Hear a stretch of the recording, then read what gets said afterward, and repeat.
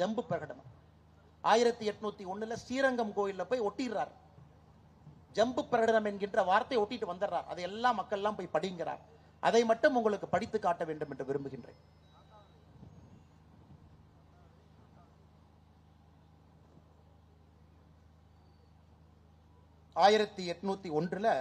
அப்பொழுதே சுதந்திரம் வேண்டும் என்று ஸ்ரீரங்கத்தினுடைய கோவில்ல பெரிய மருது ஒட்டிடுறாருங்க, போஸ்டர் மாதிரி ஒட்டிடுறார். அதுல அவர் சொல்றாரு, ஜம்பு தீபகற்பத்தில் உள்ள ஜம்பு தீவில் வாழும் அந்தணர்கள், மறையர்கள், சத்திரியர்கள், வைசியர்கள், சூத்திரர்கள், சாம்பவர்கள், முசல்மான்கள் முதலான அனைத்து சாதியருக்கும் தெரியப்படுத்தும் அறிவிப்பு என்னவென்றால், மேன்மை தாங்கிய நவாப் முகமது அலி அவர்கள் முட்டாள்தனமாக ஐரோப்பியர்களுக்கு நம்மிடையே இடம் கொடுத்து விட்டதன் காரணமாக இப்பொழுது அவர் ஒரு விதவையை போல் ஆகிவிட்டார். ஐரோப்பியர்களே தங்களுடைய வாக்குறுதிகளை மீறி அவருடைய அரசாங்கத்தை தங்களுடைய அரசாங்கமாக ஆக்கிக் கொண்டிருக்கின்றார்கள். நாட்டு மக்கள் அனைவரையும் நாய்களாக கருதி ஆட்சி அதிகாரம் செய்து வருகின்றார்கள். உங்களிடையே ஒற்றுமையும் நட்பும் இல்லாத காரணத்தினால் ஐரோப்பியரின் சூழ்ச்சியை புரிந்து கொள்ள இயலாமல் உங்களுக்குள் ஒருவரை ஒருவர் பழிதூற்றிக் கொண்டது மட்டுமின்றி நாட்டையும் அந்நியரிடம் ஒப்படைத்து விட்டீர்கள். இந்த ஈனர்களால் இப்பொழுது ஆளப்படும் பகுதிகள் எல்லாம் மக்கள் பெரிதும் ஏழ்மையில் உழல்கின்றார்கள். சோற்றுக்கு பதில் நீராகாரம் தான் உணவு என்றாகிவிட்டது. இப்படி துன்பப்படுவது தெரிந்த போதிலும் எக்காரணங்களாலும் இத்துன்பங்கள் ஏற்பட்டன என்பதை பகுத்தறிவாயும் புரிந்து கொள்ளவும் இயலாத நிலையில் மக்கள் இருக்கின்றார்கள். 1000 ஆண்டுகள் வாழ்வதாக இருந்தாலும் மனிதன் கடைசியில் செத்துத்தான் ஆக வேண்டும். ஆதலால் பாளையங்களில் உள்ள ஒருவரும் போர்க்கோலம் பூண்டு ஒன்றுபட வேண்டும். இந்த ஈனர்களின் பெயரை கூட அந்த நாட்டில் மிஞ்சி இருக்காமல் செய்ய வேண்டும். அப்பொழுது மட்டும்தான் ஏழைகளுக்கு இல்லா கொடுமையால் அல்லல் படுவோரும் வாழ முடியும். அதே நேரத்திலே இந்த ஈனர்களுக்கு தொண்டூழியம் செய்து நாயை போல் சுக வாழ்வு வாழ விரும்புகின்றவன் எவனாவது இருந்தால் அத்தகைய பிறவிகள் ஒழித்து கட்டப்பெயர் வேண்டும்.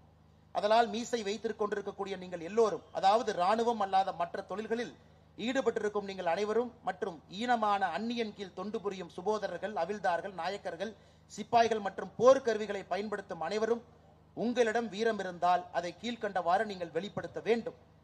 ஐரோப்பியர்களாக இந்த ஈனர்களை எவ்விடத்தில் கண்டாலும் கண்ட இடத்தில் அவர்களை அழித்துவிட வேண்டும்.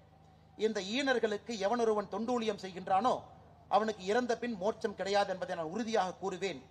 இதை ஏற்றுக்கொள்ளாதவன் வைத்திருக்கக்கூடிய மீசை, அந்த வார்த்தை நான் படிக்கலீங்கம்மா. இதை ஏற்றுக்கொள்ளக்கூடியவனாக பிள்ளைகள் ஐரோப்பிய இனப்பிறவர்களுக்கு அதை நான் படிக்கலீங்க. எனவே உடம்பில் ஐரோப்பிய ரத்தம் ஓடாத அனைவரும் ஒன்று சேருங்கள். இதை படிப்பவர்களோ கேட்பவர்களோ இதில் கூறியிருப்பதை பரப்புங்கள். எவன் ஒருவன் இந்த அறிவிப்பை ஒட்டப்பட்ட சுவரிலிருந்து எடுக்கின்றானோ அவன் பஞ்சமாபாதங்களை செய்தவனாக கருதப்படுவான். இப்படிக்கு மருதுபாண்டியன் பேரரசுகளின் ஊழியன், ஐரோப்பிய ஈனர்களின் ஜென்ம விரோதி. எப்போ ஒட்டுறாருங்க ஐயா? 16/6/1801 ஒட்டுறார். என்ன தைரியம் பாருங்க. 16/6/1801 1857 சரித்திரம் சொல்றோம். 1856 ஆண்டுகளுக்கு முன்பு ஸ்ரீரங்கம் கோயில் ஒட்டிடுறார். ஒட்டிய பிறகு மக்களை சொல்றாரு, எதுக்கு பயப்படுறீங்க? நம்மை நாயை போல் நடத்தி கொண்டிருக்கின்றார்கள். எல்லா மனிதனுக்கும் சாவு என்பது வந்துதான் ஆகணும். பாருங்க, அந்த மனிதனுக்கு அச்சம் என்பது எங்க இருந்துச்சுங்க? அதே மனிதன் 4 மாதம் கழித்து 24/10/1801 கரெக்டா 4வது மாசத்துல அவரை பிடித்து ஆங்கிலேயர்கள் கேட்பது மன்னிப்பு என்கின்ற ஒரு வார்த்தையை சொல் என்று 2 மருது சகோதரர் சொல்றாங்க. சொல்ல மாட்டேன் என்று சொல்லுகின்றார்கள். அவர்களும் தூக்கிலிடப்படுறாங்க 24/10/1801. இதையெல்லாம் பார்க்கும் பொழுதுங்க ஐயா, சரித்திரத்துல நம்முடைய குழந்தைகளுக்கு சொல்லிக் கொடுப்பதற்கு அத்தனை விஷயம் இருக்கு. ஆனா அது நம்முடைய பாட புத்தகங்கள்ல இல்ல. நம்முடைய குழந்தைகளுக்கு ஏதுவாக சொல்லிக் கொடுக்கும் அளவுக்கு சரித்திரத்தை நமக்கும் யாரும் சரியாக சொல்லல. அதையெல்லாம் நம்முடைய குழந்தைகளுக்கு சொல்லிக் கொடுத்து, அச்சம் இருக்கட்டும், ஆனால் அச்சத்தை எல்லாம் தாண்டி தேவையில்லாத அச்சத்தை எல்லாம் நீக்கி அந்த குழந்தை வாழ முடியும், வாழ வேண்டும் என்கின்ற ஒரு நல்ல ஒரு காரணத்தை நீங்கள் நிச்சயமாக அவர்களுக்கு வாழ்விலே உருவாக்க வேண்டும் என்பது என்னுடைய அன்பான வேண்டுகோள். அதையெல்லாம் தாண்டிங்க ஐயா, 2 விதத்தில் அந்த அச்சத்தை போக்கலாம். இன்னைக்கு பார்த்தீங்கன்னா எல்லா பறவைகளும் மழை வரும் பொழுது ஓடி ஒளிஞ்சுக்கும். கூட்டை தேடி அங்கங்கே போகும். மழை வரும் பொழுது எந்த பறவையும் வராது. ஆனா நல்லா உத்து பார்த்தீங்கன்னா ஒரு பறவை மட்டும் மழை வரும் பொழுது வெளியே வரும். அது எவ்வளவு பெரிய சூறாவளி காற்றாக இருந்தாலும் எதிர்த்து பறக்கும். அதையெல்லாம் தாண்டி மழை கனமாக வரும் பொழுது மேகத்திற்கு மேல போயிடும். அது கழுகுங்க ஐயா. கழுகு மட்டும்தான் மழை வரும் பொழுது மேகத்திற்கு மேல பறக்கும். ஏன்னா மழையெல்லாம் தாண்டி நிற்கக்கூடிய ஒரு பிராணி கழுகு. இன்னொரு இடத்துல ஒரு அச்சத்தை பார்த்து பயப்படுவதை விட இன்னும் அதிகமாக படிக்க படிக்க அந்த பொருளை தெரிந்து கொள்வதன் மூலமாக, இன்னும் ஆழமான கருத்துக்களை ஆணித்தரமாக உணர்ந்து கொள்வதன் மூலமாக பயத்தை போக்க முடியும் என்பதற்கு கழுகு ஒரு அற்புதமான ஒரு பிராணி.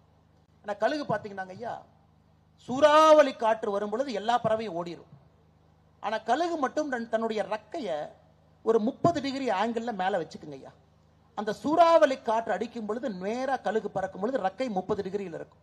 அப்ப அந்த சூறாவளி காற்று கழுகு கீழே வந்து கழுகு மேல தூக்கி விடும். சோ கழுகு தன்னுடைய அறிவை வைத்து எதை பார்த்து பயப்படணுமோ அதை வைத்தே இன்னும் உயரத்திற்கு பறப்பதற்கு அந்த சூறாவளி காற்றை கழுகு பயன்படுத்திக் கொள்ளும்.